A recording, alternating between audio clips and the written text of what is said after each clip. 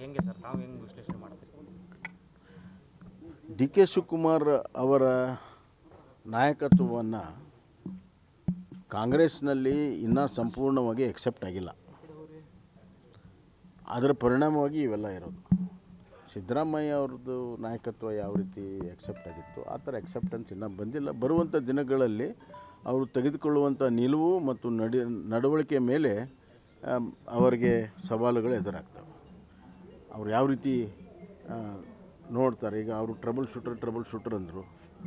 ಈಗ ಅವರೇ final authority ಇರೋದರಿಂದ ಅವ್ರಿಗೆ ಟ್ರಬಲ್ ಶೂಟರ್ ಯಾರೂ ಇಲ್ಲ ಈಗ. ಹೀಗಾಗಿ ಅವ್ರ ನಿರ್ಣಯಗಳೇ ಅಂತಿಮ. ಆ ನಿರ್ಣಯಗಳು ಯಾವ ರೀತಿ ಇರ್ತವೆ, ಎಲ್ಲರನ್ನೂ ವಿಶ್ವಾಸ ತೆಗೆದುಕೊಂಡು ಹೋಗ್ತಾರೆ ಇಲ್ಲೋ, ಅದರ ಆಧಾರದ ಮೇಲೆ ಆಗ್ತಾಯಿದೆ ಹೊರತಾಗಿ ಅವ್ರು ಇನ್ನೂ ವಿಶ್ವಾಸಾರ್ಹತೆಯನ್ನು ಗಳಿಸ್ಕೋಬೇಕು. ಅವ್ರ ನಿರ್ಣಯಗಳು ಅವ್ರಿಗೆ ಟ್ರಬಲ್ ಆಗ್ತವೆ ಹೇಳಕ್ಕೆ ಬರೋಲ್ಲ. ನಾನು ಭವಿಷ್ಯ ಹೇಳೋಕ್ಕಾಗಲ್ಲ ಸರ್. ಶಿಗ್ಗಾಂವ್ ಶಾಸಕರು ದೆಹಲಿ ಮಟ್ಟದ ಹತ್ರ ಕೊಟ್ಟಿದ್ದೀನಿ. ಅವ್ರು ಏನಂತಾರೆ, ಮಾನ್ಯ ಅವರಿಗೆ ಸಚಿವ ಸ್ಥಾನ ಸಿಗಬೇಕಿದೆ, ಆ ಕಾರಣಕ್ಕೆ ಎಲ್ಲ ಗೊತ್ತಪ್ಪ, ನೀನೇನು ಕತೆ ಮಾಡಿ ಹೇಳ್ಬೇಡ ಅದನ್ನು. ನಾನು ಅದಕ್ಕೆಲ್ಲ ಉತ್ತರ ಕೊಟ್ಟಿದ್ದೀನಿ. ನಮಗೆ ಇಲ್ಲಿ ಸಚಿವರಾಗೋದಕ್ಕೆ ಏನೂ ಸಂಬಂಧ ಇಲ್ಲ.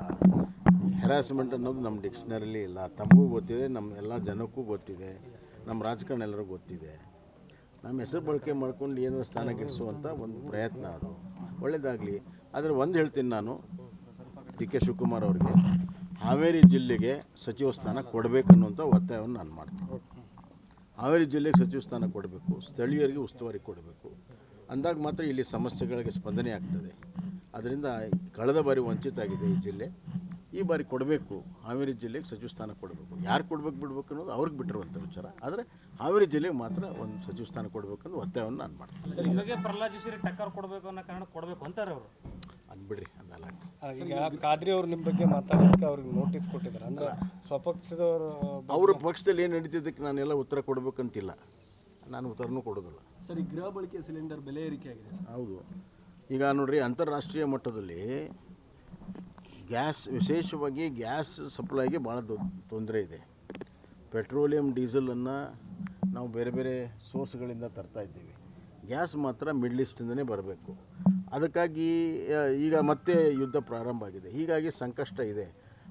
ಸಪ್ಲೈ ಡಿಮ್ಯಾಂಡ್ ಪ್ರಶ್ನೆ ಇದೆ ಮತ್ತು ಅಂತಾರಾಷ್ಟ್ರೀಯ ಮಟ್ಟದಲ್ಲಿ ಬೆಲೆ ಏರಿಕೆ ಇದೆ. ಇಡೀ ವಿಶ್ವದಲ್ಲಿ ಅತಿ ಕಡಿಮೆ ಗ್ಯಾಸ್ ಬೆಲೆ ಇರೋದೇ ನಮ್ಮ ಭಾರತದಲ್ಲಿ. ಬೇರೆ ಅಮೇರಿಕಾದಿಂದ ಹಿಡಿದು ಜಪಾನಿಂದ ಹಿಡಿದು ಎಲ್ಲ ಕಡೆ ಗ್ಯಾಸಿನ ಬೆಲೆ ನಮಗಿಂತ ಹೆಚ್ಚಿದೆ. ಹೀಗಾಗಿ ಎಲ್ಲ ಪ್ರಯತ್ನಗಳು ನಮ್ಮ ಸರ್ಕಾರ ಮಾಡ್ತಾ ಇದೆ. ಒಂದು ಗೃಹ ಬಳಕೆ ಅನಿಲ ಎಲ್ಲೂ ಕೊರತೆ ಆಗದಂತೆ ಇದುವರೆಗೂ ನಾವು ನೋಡ್ಕೊಂಡಿದ್ದೇವೆ. ಯಾರಿಗೂ ಕೂಡ ತೊಂದರೆ ಆಗದಂಗೆ ನೋಡ್ಕೊಂಡಿದ್ದೇವೆ. ಇವನ್ ಕಮರ್ಷಿಯಲ್ಲೂ ಕೂಡ ನಾರ್ಮಲೈಸ್ ಮಾಡಿದ್ದೇವೆ. ಹರಸಾಹಸ ನಡೀತಾ ಇದೆ. ಇದು ಅಂತಾರಾಷ್ಟ್ರೀಯ ಮಟ್ಟದಲ್ಲಿ ಆಗುತ್ತಿರುವಂಥ ಜಾಗತಿಕವಾಗಿರುವಂಥ ವಾರಿನ ಪರಿಣಾಮದ ಬೆಳವಣಿಗೆಗಳು. ಖಂಡಿತವಾಗೂ ಅದು ರಸಗೊಬ್ಬರವೂ ಕೂಡ ಅದ್ರ ಮೇಲೆ ಡಿಪೆಂಡ್ ಇದೆ. ರಸಗೊಬ್ಬರ ಮತ್ತು ರಸಗೊಬ್ಬರದ ರಾ ಮಟೀರಿಯಲ್ಲು ಮೇಜರಾಗಿ ಆ ಭಾಗದಲ್ಲಿ middle is to petroleum by product. ರಸಗೊಬ್ಬರ ಪೆಟ್ರೋಲಿಯಂ ಬೈ ಪ್ರಾಡಕ್ಟ್. ಹೀಗಾಗಿ ಅದು ಕೂಡ ಇಫೆಕ್ಟ್ ಆಗ್ತಾಯಿದೆ. ಮತ್ತು ವಿಶೇಷವಾಗಿ ಯೂರಿಯಾ ಮತ್ತು DAPಗೆ ಬೇಕಾಗಿರುವಂಥ ರಾ ಮಟೀರಿಯಲ್ಲು ಅದು ಮಿಡ್ಲ್ ಈಸ್ಟು, ರಷ್ಯಾ ಮತ್ತು ಮೊರೊಕೊ, ಅಲ್ಲಿಂದ ಸಲ್ಫರ್ ಫಾಸ್ಫೇಟ್ ಬರಬೇಕು. ಹೀಗಾಗಿ ಅದಕ್ಕೂ ಕೂಡ ಭಾಳಷ್ಟು ತೊಂದರೆ ಆಗಿದೆ, ಹಿನ್ನಡೆ ಆಗಿದೆ. ಸಂಪೂರ್ಣ ನ್ಯೂಸ್, ಇದು ನೊಂದವರ ಧ್ವನಿ.